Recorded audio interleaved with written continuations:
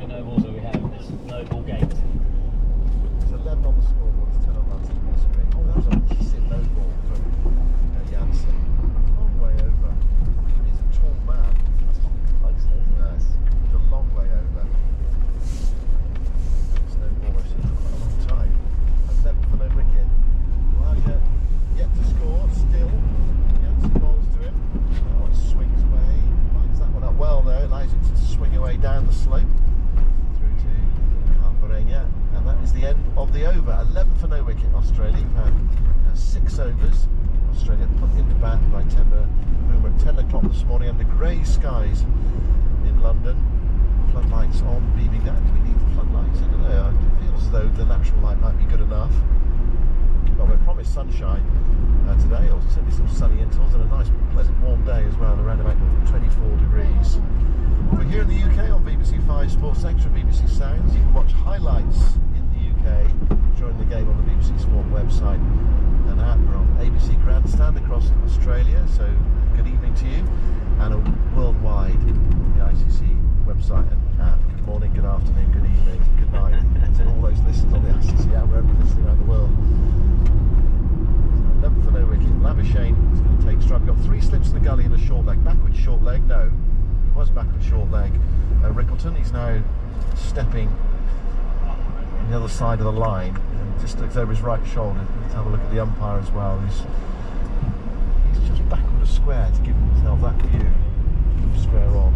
Potential run out, I suppose. Short of a length from Rabada. Labuschagne in behind it. And that familiar cry of wait on, bellowed out. It's extremely annoying, isn't it, for a fielding side, or did you just shut it out? Well, no, it took me about 3 balls to suddenly remind myself how annoying he is. He's a really nice guy. This is not just when he bats. When he shouts no run when he leaves it. I mean, I don't know if it's deliberate. I don't know if he does it deliberately. It's just he's in his bubble, and that's how there's nothing wrong with him. But when you're standing at first slip, it is quite irritating. Slips go down, Rabada approaches, bowls to Labuschagne. Labuschagne turns that past Rickleton and square leg out towards the square leg umpire, steps aside, and he goes through for a single. 12 for no wicket. But what he has done well this morning is left the ball nice. It's not a minefield or anything. It's not easy out there. You've got fresh bowlers. Ball's doing it up. He's doing the hard yards. And also when players like him, who statistically have been heavy scorers, go through lean patches, and then they find something, they get in on a good wicket. They will make you pay. Still waiting for Khawaja's first run. Rabada bowls to him. It's edge. Oh, and caught. Rabada's made the breakthrough. Caught at slip. Huge roar around the ground. Plenty of South African support in. He's nicked it and caught by Benningham at first slip. That is a brilliant catch. I know it looks like absolutely the breadbasket, but at Lords, it can swing a little bit after the bat. Rabada has been all over Khawaja from around the wicket, not sure which ones to play. His footwork is absolutely perfect, and even make it a better catch. Second slip, Markham has gone for it and then pulled out. A really, really good catch. South Africa needed a break. They bowled really well. Khawaja's gone for a 20 ball duck. Yeah, hard work for him, trying to tough it out in useful bowling conditions. And now he's walking up the steps at the front of the pavilion. In at number 3 for Australia, WG Green, Zahir Green, Gilbert Green, Wally Green, whatever you want to say. He's made all those runs for Gloucestershire. Gloucestershire supporters will know what I mean. I was wondering what you were going on there. Well, he's had a fantastic run. He was paid for by a wealthy... By you? I couldn't afford his wages. But anyway, he's been he was paid for by a supporter down there in the West Country to play for Gloucestershire. They haven't got a lot of money to spend on a player of that calibre, so someone forked out for him, and he's turned up with 300s. Worth the investment then. Yeah, and he won a game for them, the first 24-pointer they've had, I think, for quite a few years against Kent, and he played for 100 first innings and made 67 on out in the second in a tense run chase. So his 5 matches very profitable for him, and also Kent he played for anyway. anyway. Where are they in the league? It's about fourth in the second division. So yes, it's helped move them up the table. His runs. So Camp Green, to give him his proper name, he's in at number 3 for Australia. Rabada, who's in and bowls through. That's down the leg side. He gets something on that. Goes down fine. It's going towards the visitors' dressing room and it's gone away for 4 runs. It was a strange shot. Putting down the leg side, took a flick at it, got some of the bat on it, and it went down to the boundary for 4. Is that our first boundary of the match? It is. Yep. And Kawaja's duck is one of the longest ducks by an opener in a test in England. Ball by all days is not complete for the entirety of Test history. The Cricket Info database is the 3rd longest recorded duck by an opener in a test in England. Here's Green, back raised, and Rabada bowls to him outside the off. It was away moving down the slope, and wide enough for Green to line it up and to go through to the wicketkeeper. So 16 for 1. 7th over of the morning. Green off the mark with the boundary first ball.